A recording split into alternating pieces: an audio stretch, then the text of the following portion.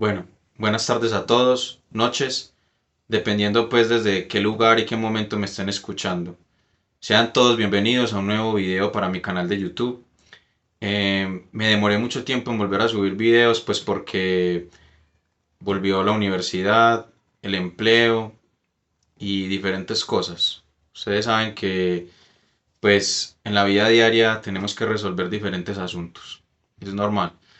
Esta vez desde un nuevo espacio, pues pero en mi casa.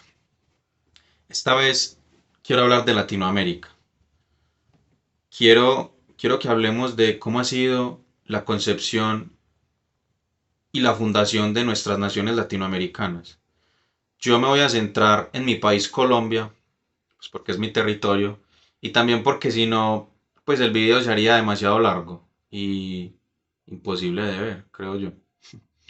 Sin embargo, cabe resaltar que la concepción y fundación de las diferentes naciones latinoamericanas no debe ser muy distinta la una de la otra, puesto que podemos entender Latinoamérica. Bueno, más adelante tendremos que problematizar ese concepto para ver qué tan acertado es. Pero seguiré hablando y refiriéndome como América Latina, pues porque es el término más popularizado y más ampliamente utilizado, para que me entiendan. Sin embargo, cabe resaltar que muchas veces cuando nos referimos a América Latina nos pensamos solamente los países de la América hispanohablante y Brasil. Pero cuando hablamos de Latinoamérica, nos podríamos estar refiriendo también a Guyana, Surinam, Belice. Belice, que es un país en América Central que aún pertenece a la Mancomunidad Británica de Naciones, es decir, Belice sigue siendo una colonia británica. O cuando nos referimos a América Latina, también incluimos a Jamaica, a las Islas Vírgenes, Aruba. Bueno, eso es lo que tendremos que problematizar de aquí en adelante, pues porque cuando nos referimos a América Latina, nos podríamos estar refiriendo simplemente a una ubicación geográfica, pero también nos podemos estar refiriendo a una entidad político-administrativa, bueno, no, o una identidad cultural, o a unos pueblos con un mismo pasado colonial, no de los mismos imperios, obviamente, pero sí de tal vez una misma usurpación y una con un mismo pasado histórico trágico. Volviendo a América Latina como idea, tendremos que decir, no decir, más bien recordar cómo se populariza y se empieza a utilizar el término Latinoamérica o América Latina. El término Latinoamérica o América Latina, como ustedes podrán recordar, viene de los franceses. Lo popularizó Napoleón III, emperador de mediados del siglo XIX del Imperio francés. Y pensemos, ¿por qué los franceses estaban tan interesados en que este territorio que ellos querían reconocer como América Latina fuera reconocido como tal y no como Hispanoamérica, Iberoamérica, eh, Euroindias, como algunos llegaron a llamarla, o como Panamérica, como quisieron popularizar desde el norte los estadounidenses y las recientes 13 colonias, como para ayudar a esa cohesión entre todos los pueblos de América, obviamente con sus intereses anglosajones. Pero los franceses estaban precisamente interesados en que fuera América Latina para seguir debilitando el imperio español, para seguir debilitando a España, para que los pueblos de las nacientes repúblicas latinoamericanas no se cohesionaran en torno a esa identidad cultural. Bueno, los franceses también tendrán sus intereses para que estos pueblos latinos se acerquen más a Francia. Pues Francia, también como heredera del antiguo imperio romano y de la cultura latina, siente que tiene muchas cosas en común con estos pueblos. Pero como bien dije antes, para hablar de América Latina estaríamos hablando de muchas gentes. Incluso cuando nos referimos a Latinoamérica, nos estamos refiriendo entonces también a los latinos de Canadá. Pues porque ustedes saben que Canadá tiene una población importante francófona de habla francesa en Montreal, Quebec. Y yo no creo que cuando nos refiramos a América Latina estemos pensando especialmente en estas personas. América Latina es entonces una idea. Tendremos que partir de ahí. Una idea impulsada por el Imperio francés, con intereses franceses, para hacerse amiga de las nacientes repúblicas latinoamericanas y hacer que éstas se alejen aún más de España. España que, nos guste o no, es el imperio que conquistó estas tierras, es el idioma que hablamos y es incluso de donde venimos. Pues el imperio español se mestizó, se mezcló con los indígenas. Así que, pues en términos de Eduardo Galeano, en su texto Las venas abiertas de América Latina, sé que conocido por muchos, Eduardo Galeano en una parte tiene una frase que a mí la verdad me llama mucho la atención y es que todos tenemos sangre originaria. Unos la tienen en la sangre y otros en las venas. Sé que la frase es algo problemática, pero más bien pensémosla en estos términos. Todos tenemos sangre originaria. Todos. Todos. Se sea indígena, obvio el indígena tiene el derecho a la tierra, pues porque es el primer poblado. O se sea mestizo o se sea blanco, puesto que en todos los árboles genealógicos, perdón el lapsus, de nosotros hay sangre originaria, incluso sangre africana, en mi caso. Bueno, ¿y a qué viene esta introducción? ¿A qué viene la problematización del concepto Latinoamérica? Pues es imposible cohesionar las nacientes repúblicas latinoamericanas sin un mito fundacional. ¿Qué pueblo no tiene un mito fundacional? ¿Qué pueblo no tiene una historia? El Estado-Nación es la entidad político-administrativa más popular a la hora de cohesionar un Estado. Y un Estado-Nación tiene la característica de que viene acompañado con un Estado que es una entidad política, monopolio del uso de la fuerza, de las armas, fronteras definidas, etc. Y la nación que es aquello que tiene que ver precisamente con el mito fundacional, ya sea con la religión, ya sea con la lengua, ya sea con la etnia, etc. Entonces es aquí donde viene el problema de las nacientes repúblicas latinoamericanas. Y es, ¿cuál es nuestro mito fundacional? ¿Qué es lo que nos une? Si no es la etnia. Pues porque la etnia dentro de nuestras repúblicas no es precisamente homogénea. No es la lengua. Pues la lengua podría ser, pero es que realmente no todos hablamos español. Hay lenguas indígenas, que en países como Bolivia y Perú se conservan mucho. En los pueblos mapuche, al sur de Chile y Argentina también. Hay una fuerte identidad en torno a estas. ¿Qué será entonces? Aquí es donde empezaría a hablar entonces de Colombia y cómo fue la concepción del Estado colombiano. Bueno, es entonces ahora que se hace necesario hablar de la concepción del Estado colombiano. Y pues para los que somos colombianos y recordamos toda la historia que nos contaron en la escuela acerca de nuestro mito fundacional, el florero, la independencia, la rebelión de los comuneros, la pola, bueno, etcétera. Pero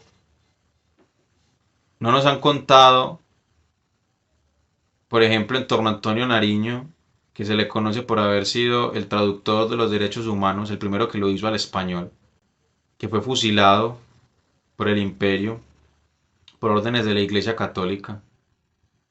Eso se nos contó, por haber traducido los derechos del hombre y del ciudadano, en pleno auge de las ideas de la Revolución Francesa, pero que aún no eran del todo bien vistas en España, pues España aún era una monarquía absoluta y el liberalismo aún no era hegemónico. Pero lo que no nos cuentan es que Antonio Nariño no fue fusilado por esto. Lo que no nos cuentan es que Antonio Nariño en verdad fue fusilado por haber malversado bienes de la Iglesia Católica y no por haber traducido los derechos del hombre y del ciudadano al español. Y bueno, aquí entonces el mito ya empieza mal, empieza con mentiras. Sigamos un recuento por la historia. En 1810 empieza la marcha de Simón Bolívar por la independencia en Caracas. La rebelión en Caracas fue bastante violenta, a diferencia de los demás territorios de la Nueva Granada. Murieron muchas personas, murieron muchos españoles. Simón Bolívar tenía un odio encarnado, encarnizado. Eh, Les recomiendo leer a historiadores como Pablo Victoria, Patricio Lons, Marcelo Gullo. Son historiadores que han reconstruido mucho la historia de esta época de la independencia y de la colonia, pues, en las que se retrata una crueldad brutal, es que es brutal por parte de Bolívar, incluso no solo contra españoles, contra gentes que no querían unírsele, a los indígenas, porque nosotros creemos que los indígenas seguramente hubieran abrazado la independencia a ciegas contra España, pues fueron los que les usurparon su territorio, pero no es así. Muchos indígenas repudiaban a Bolívar, no nos lo cuentan. Hay en el ejército realista que luchó a la independencia contra las tropas de Bolívar, había una cantidad importante de indígenas. Lo pueden googlear. Está fácil en Google. Pero continuemos. Como les venía diciendo, la rebelión empieza en Caracas, comandada por Simón Bolívar y don Francisco de Miranda. Una rebelión especialmente violenta. Digamos que tiene éxito fácilmente en toda la Nueva Granada, puesto que, como ustedes saben, España estaba viviendo en esos momentos la invasión de Napoleón, del Imperio francés. Entonces, para los criollos no fue especialmente difícil hacerse con el control de estas tierras. Pero posterior a esto, llega lo que es la Patria Boba, periodo conocido por muchos y es básicamente es que los criollos no logran ponerse de acuerdo en nada. En nada, los criollos nunca se han puesto de acuerdo. Por eso es que durante el siglo XIX Colombia va a experimentar tantos conflictos. Por eso es que también, según muchos autores, viene el subdesarrollo de muchas regiones de América Latina. Aunque eso es un tema sujeto a discusión, totalmente. En todo caso, aquí es donde viene la parte más dura, insisto. Quédense porque aquí es donde viene la parte más dura. Para hacer este video, este recuento historiográfico y esta reconstrucción de Colombia, me estoy basando en dos autores fundamentales. Uno va a ser Simón Bolívar y su Carta de Jamaica, conocida por muchos como Carta Profética, puesto que Simón Bolívar aquí lo que hace es como identificar políticamente esa nación que para él era Latinoamérica, incluso la América, como se le refería a Simón Bolívar. va a ser una identificación tan precisa y tan genial de lo que son los pueblos de América, pero con un éxito sí de definirla políticamente y de definirle un adversario y de encontrar un enemigo a combatir, pero paupérrimamente no logra discernirla, no logra construirla en términos socioculturales, como lo deja ver en su Carta de Jamaica. Siguiendo pues con el recuento histórico, tenemos que recordar que esta importante carta profética que Simón Bolívar escribe el 6 de septiembre de 1815, como se recordará, la carta fue concebida en un ambiente en que se dio la restauración de Fernando VII después que Napoleón Bonaparte, como en una partida de ajedrez, obligó a Carlos IV y a su hijo Fernando VII a abdicar el trono en Bayona, y en un contorno en que se disparó el ansia de reconquista, el sueño del imperio español, que era recuperar su dominio, Fernando VII envió a Pablo Morillo a las dominadas colonias, con más de 10.000 hombres a la cabeza, en un ambiente de juntas, congresos, movilizaciones, altercados y ambiciones que acontecían en América. Este periodo del que les estoy hablando es entonces la Patria Boba. Ese es el contexto en el que España logra recuperar su soberanía, expulsar a los franceses y enviar a Pablo Morillo de nuevo a reconquistar estas tierras. Entonces veremos cómo la nación colombiana se constituye a base de guerras, a base de violencias.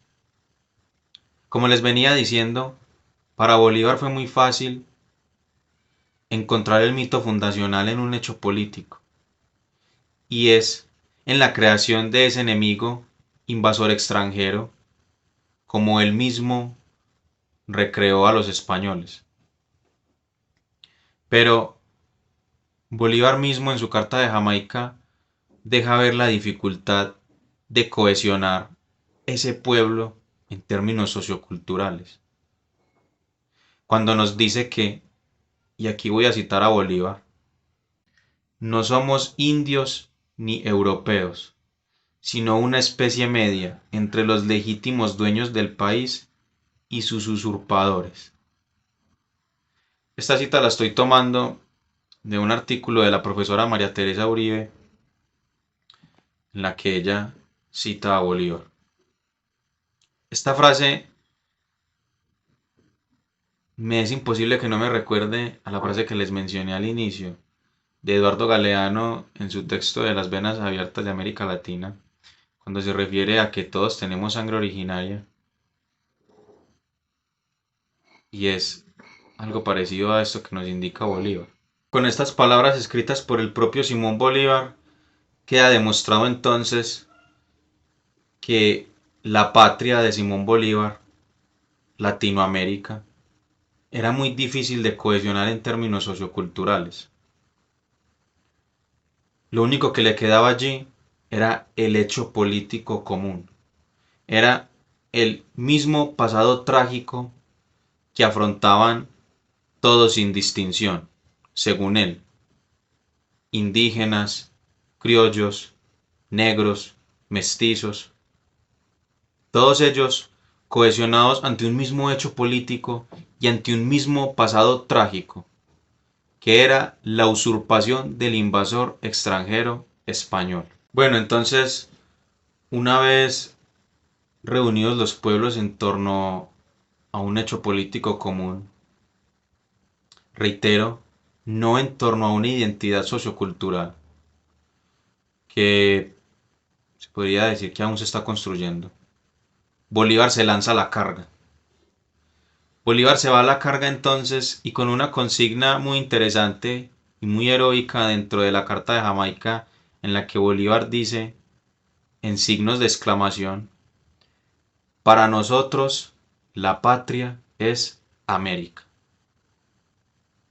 Entonces la patria que para él era América se lanza a su batalla definitiva, que duraría hasta en algunos casos 1826 en el caso peruano, que se expulsara definitivamente a los españoles de su reconquista impulsada por los monarcas en manos de Pablo Morillo. Bueno, entonces habiendo ya analizado el mito fundacional de lo que es el Estado colombiano, su unión en torno a un hecho político, no a una identidad sociocultural, nos queda también hablar entonces de cómo fue la concepción en términos político-administrativos de esa nación colombiana. Pues como es sabido por todos, Bolívar se imaginaba una nación colombiana, una nación gran colombiana, puesto que ustedes saben que al fin y al cabo el sueño de Bolívar era al menos mantener la unidad de las 5 naciones que liberó, que fueron Panamá, Colombia, Venezuela, Ecuador y Bolivia. Em, Bolívar se imaginaba este estado de tipo centralista, unitario, mientras que algunos de sus compañeros, en especial Francisco de Paula Santander, que lo apoyó en toda su aventura independentista, se imaginaban una nación, sí en república, obvio, pero de tipo federal. Entonces aquí es donde empieza ya, incluso aquí es donde muchos historiadores y académicos encuentran el nacimiento de los partidos conservador y liberal, con la distinción de estas dos tendencias importantes entre los federalistas y los centralistas. Efectivamente, los federalistas serían lo que posteriormente iba a ser el Partido Liberal y los centralistas serían lo que iba a ser posteriormente el Partido Conservador. Recuerden lo que les dije antes, los criollos nunca se han puesto de acuerdo y nunca se van a poner de acuerdo. Al fin y al cabo, las independencias latinoamericanas son revoluciones burguesas y velan por intereses económicos y de sus familias. No, no hemos tenido una burguesía especialmente nacional, pues la identidad nacional que está incluso en construcción no tiene valores identitarios a nivel cultural muy fuertes, más allá de la religión. Pero la religión con la expansión del liberalismo siempre iba a estar perdiendo más fuerza. Y los liberales y gran parte de la población, más que todo de los más ilustrados, iba a estar pidiendo siempre más un Estado laico, una sociedad más laica. Los conservadores, por su parte, iban a estar pidiendo una sociedad mucho más confesional y clerical. Y en torno a la mayor parte del siglo XIX y la mayor parte de las guerras que vivimos como pueblo colombiano se vivieron en torno a esta discusión, en torno a esta gran dicotomía. Y en términos de la profesora María Teresa Uribe, las guerras por la nación, y así es el título de su artículo, las guerras por la nación es lo que ha terminado definiendo la identidad de nuestro pueblo. Y volvamos entonces a lo que nos dice Bolívar en la Carta de Jamaica, a lo que nos quiere decir, a lo que nos quiere llevar a inferir, y es que la identidad de nuestros pueblos se atraviesa por un hecho político común, y es por un mismo pasado trágico. Claro que ese mismo pasado trágico todos lo van a construir de formas diferentes, desde una orilla liberal y desde una orilla conservadora. Y a lo largo del siglo XIX, a lo largo de las 9 guerras civiles que afrontó Colombia durante el siglo XIX, se va a pelear es eso. Se va a pelear ese mito. Se va a pelear esa forma de cohesión. Y sin procesos identitarios fuertes dentro de nuestra nación, y ahora volvería a lo que diré al inicio, creo que no cambia mucho, sea en Colombia, en México o en El Salvador. A falta de esos procesos identitarios fuertes, los partidos políticos se convirtieron entonces en esa identidad nacional para muchas personas. Y estos partidos entonces se creyeron los dueños de la verdad. Las 9 guerras civiles que acontecieron en Colombia, yo les catalogaría que todos llevaban en sus adentros el concepto de guerra justa. Volvamos al concepto de guerra justa entonces de San Agustín, en su tan conocido texto La ciudad de Dios, en el que San Agustín nos invita a pensar que la guerra justa solo puede ser llevada a cabo por cristianos, y que la única paz que vale es la paz cristiana. Volvamos entonces al siglo XIX. La única paz que valía entonces para los liberales era su paz. Y el único mito que podía valer entonces era el mito federal, y el relato de los conservadores era entonces la sociedad colombiana confesional y católica. Así es que se fue construyendo la identidad de Colombia y la identidad de todas nuestras naciones latinoamericanas, nunca en torno a procesos socioculturales. Era muy difícil, obvio, incluso imposible. Pero entonces la invitación es a que nos repensemos, porque si bien somos repúblicas muy nuevas, no es en vano en que algún día podamos construir nuestra identidad. Y gústenos o no, sé que existen los movimientos hispanistas que proclaman nuestros lazos con España. Yo no sé. Pero lo que yo sí sé es que todos los que habitamos estos pueblos tenemos un mismo pasado trágico histórico. Tenemos el mismo proceso. Y esa es la invitación. A que nos hagamos conscientes como colombianos, como latinoamericanos, al idéntico proceso que hemos vivido. Ya está, ya está. ¿Y por qué no? Nos pensemos una nueva independencia. Lejos de intereses anglosajones, franceses, incluso hispanos, pero lo de hispanos lo veremos más adelante. A que nos unamos en torno a ese mismo pasado y definitivamente lo construyamos, lo desarrollemos, no en términos criollos. Como ustedes pueden ver, los criollos al fin y al cabo eran burgueses y no iban a velar nunca por los intereses de las clases menos favorecidas. Pero entonces busquemos la cohesión de ese pueblo que ha vivido ese mismo pasado trágico histórico, y empecemos a construir. ¿Por qué no? A pensar en la generación de una nueva Colombia y de cualquier hermano latinoamericano que me esté escuchando, en la nueva concepción de una nueva patria para todos. Bueno, ¿y por qué digo que los hispanos lo veremos más adelante? Y es que no se debe obviar el legado español que hay entre nosotros. Nos unen más cosas a España que a Francia o a Inglaterra. Son cosas que no se pueden obviar. Y volviendo a la problematización del concepto de América Latina, es entonces importante aquí en la conclusión que nos pensemos entonces como que si cuando nos escuchamos y nos referimos nos estamos pensando es en los pueblos de la Iberoamérica, pues entonces pensémonos así, como Iberoamérica o como Hispanoamérica.